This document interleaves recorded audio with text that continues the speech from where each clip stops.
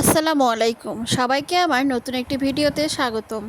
অনেক দিন ধরে কচু শাক খেতে ইচ্ছে করছিল, আর বাসায় যখন ইলিশ মাছ রান্না হয় আমি বেঁচে যাওয়া মাছ দিয়ে বা মাথা বা লেজের অংশ দিয়ে কচু শাক রান্না করতে পছন্দ করি, কিংবা আমি এটা খেতে ভীষণ পছন্দ করি।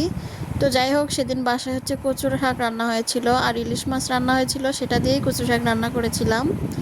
এখন গ্রামেও কচু শাক খুব একটা পাওয়া যায় না, তাই খুব অল্প পরিমাণে পেয়েছিলাম, আর সেটা দিয়ে আমি কচু শাকের এই রেসিপিটা বানিয়ে ফেললাম।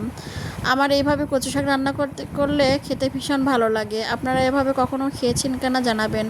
আমি কচু শাকটা ভালোভাবে ধুয়ে নিয়ে আমি একটু ভাপ দিয়ে নিয়েছি, তারপর মাছ রান্না করা ছিল আগে থেকে, সেটা মিশিয়ে নিয়েছি কচু শাকের সাথে। এরপর ফ্রাই প্যানে তেল দিয়ে একটা ফোড়ন দিয়েছি, পেঁয়াজ রসুন। এরপর লাল লাল করে ভেজে নিয়ে মাছ দিয়ে মিশিয়ে রাখা কচু শাকটা দিয়ে দিলাম।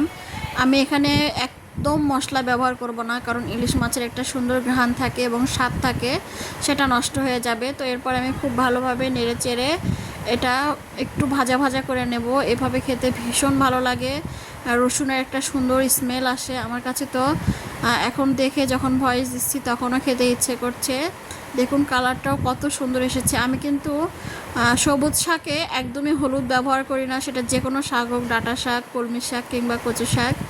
আপনারা এভাবে কখনো খেয়েছেন কিনা জানাবেন। তো আমি যাতে গলায় না ধরে একটু সামান্য লেবুর রস দিয়ে দিলাম, এবং লেবুর খোসাটাও দিয়ে দিলাম, এতে করে সুন্দর একটা ঘ্রাণ আসবে।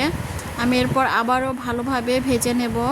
তো এভাবে খেতে আমি খুবই পছন্দ করি, তাই আমি এভাবে রান্না করি। আপনাদের রান্না কেমন এটা আমার জানা নেই, তবে আমার রেসিপিটি আপনাদের কাছে ভালো লেগে থাকলে অবশ্যই জানাবেন।